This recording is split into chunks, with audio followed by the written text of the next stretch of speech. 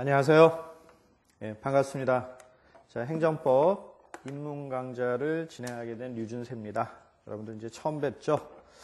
저는 베리타스 학원에서 이제 행정법을 담당하고 있고요.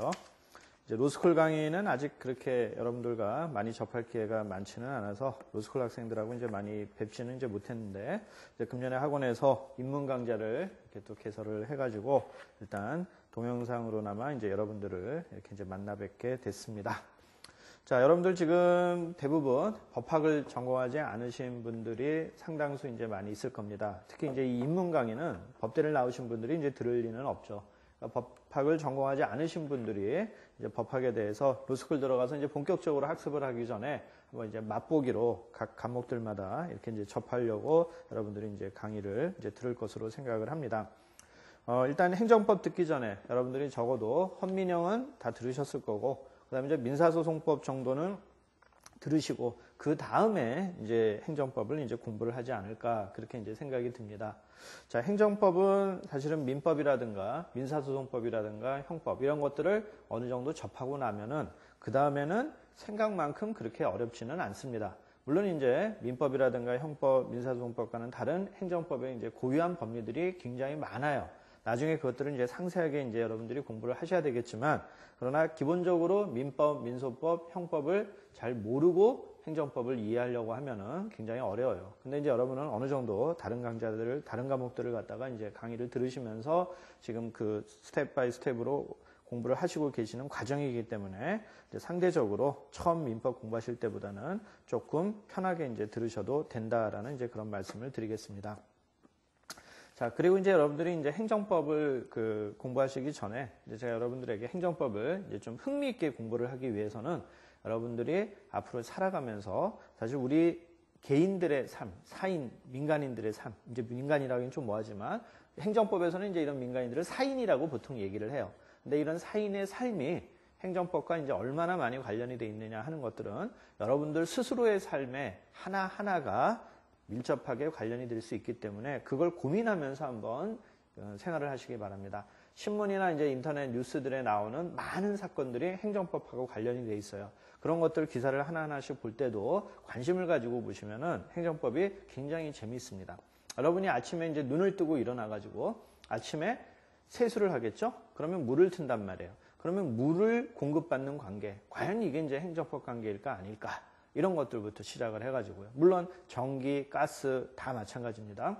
그리고 여러분들이 학교를 가기 위해서 집을 나와가지고 도로를 갖다가 통행을 합니다. 이 도로를 통행하는 법률관계, 이것이 바로 행정법 관계일까 아닐까?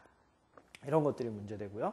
여러분들이 이제 버스를 탄다. 버스를 탈 때 버스 요금을 인상이 된다 할 때 버스 요금 인상할 때 행정관청이 인가를 해준다. 아, 이런 것들은 뭘까? 이런 문제들. 또 여러분들이 이제 자주 쓰는 이제 핸드폰 같은 경우, 특히 이제 SK텔레콤이나 LG유플러스, KT 이런 이제 독과점 업체들이 있잖아요. 이런 업체들에게 이제 과징금을 부과하는 거, 이런 것들 뉴스에 많이 나와요. 이럴 때 왜 과징금을 부과할까? 이런 것들도 생각해 볼 수 있고요. 특히 이제 또 여러분들 중에서 이제 국립학교를 다니는 사람들은 국립대학교는 이제 영조물이라고 이제 여러분들이 앞으로 행정법에서 이제 배울 거예요. 영조물의 예로 배우는데 이 국립대학교의 재학관계, 이거는 이제 행정법에서 어떻게 나타날까?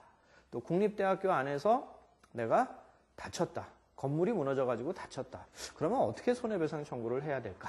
등등. 굉장히 많은 내용들이 여러분의 이제 행정법과 밀접하게 관련이 되어 있습니다. 그러니까 그런 것들을 그냥 무심히 보내지 말고 흥미를 가지시고 관심을 가지시고 보신다면은 행정법이 훨씬 여러분들에게 친근하게 다가올 수도 있을 거예요.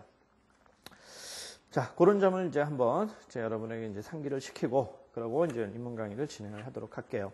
자, 교재는 고시계사에서 나온 이제 행정법 입문책입니다. 김철용 교수님이라고요. 이제 건국대학교 법대 교수님이셨는데 이제 은퇴를 하신 분입니다. 정년퇴임을 하신 분이시긴 한데 행정법학계 이제 굉장히 이제 원로 교수님이죠. 이제는요.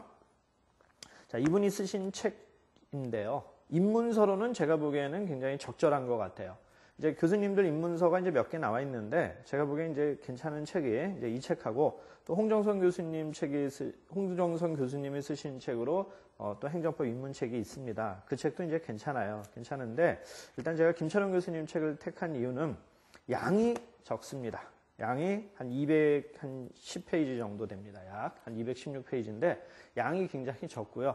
그 다음에 가격도 굉장히 저렴합니다. 15,000원 정도밖에 되지 않아요. 그래서 여러분들이 이제 부담 없이 책을 한번 쓱 편안하게 읽기에 가장 좋다. 그런 말씀을 드릴게요. 여러분이 나중에 이제 교과서 학교에서 수업을 들으면서 이제 교과서를 하나씩 만나게 되는데 그 교과서들도 다 제대로 된 행정법 책일 거예요.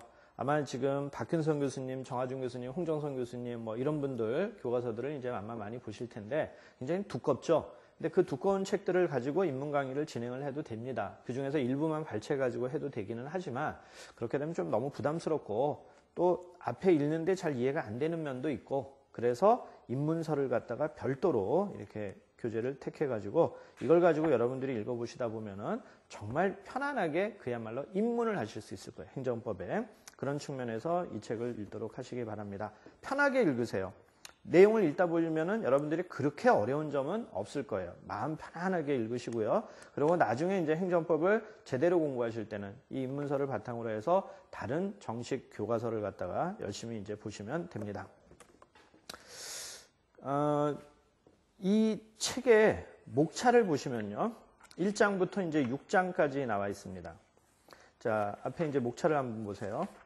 1장에서는 행정법이란 무엇인가 하고 이제 나와 있습니다. 행정법이란 어떤 법인가 이렇게 나와 있죠.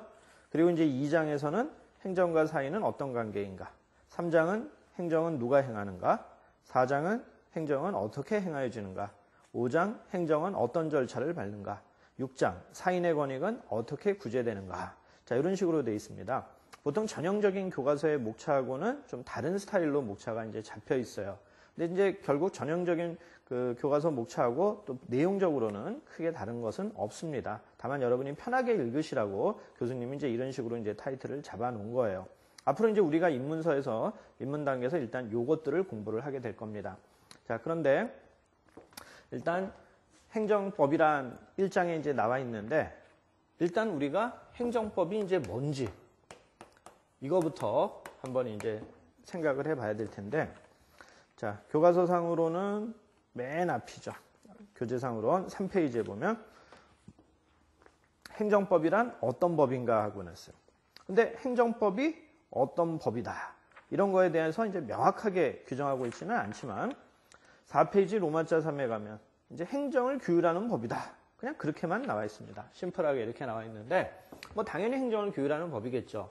그런데 이제 대개의 교과서에는 행정법이 이제 어떻게 소개되고 있냐면은 행정의 조직, 작용, 구제에 관한 국내 공법이다. 이렇게 소개되어 있어요. 보통은요. 자, 행정법이 공법이라는 건 아실 거고요. 당연히 국내법이죠. 국제법 아니죠.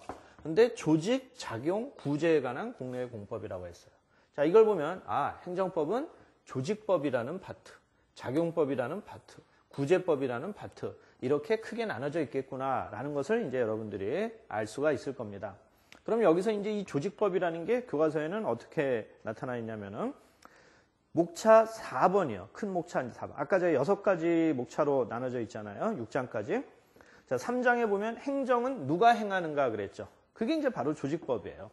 행정을 누가 행하는가. 결국 행정 조직이 어떻게 구성되어 있고 어떠한 행정기관들을 설치하고 그러한 기관들은 어떠한 권한을 가지는가. 그런 것들을 배우는 것이 이제 바로 조직법입니다. 이게 이제 3장. 행정은 누가 행하는가. 여기에서 이제 배울 겁니다. 그 다음에 이제 작용을 한다 그랬어요. 작용법이라는 게 있다는데 작용법이라는 게 4장. 행정은 어떻게 행하여지는가. 요것과 관련된 법이 바로 작용법이라고 생각하시면 돼요. 그 다음에 이제 이런 행정작용을 행함에 있어서는요. 적법한 절차 하에서 행정작용을 행해야 되는데 그러한 것들과 관련해서 행정은 어떤 절차를 밟는가 하면서 5장에서 이제 공부를 하게 되는 거예요. 자, 그리고 이제 6장에서는 사인의 권익은 어떻게 구제되는가 그랬는데 이게 바로 구제법에 관한 내용이다. 이렇게 이해를 하셔도 됩니다. 결국 3장, 4장, 5장, 6장까지가 조직법, 작용법, 구제법에 대해서 공부를 하겠다라는 거예요.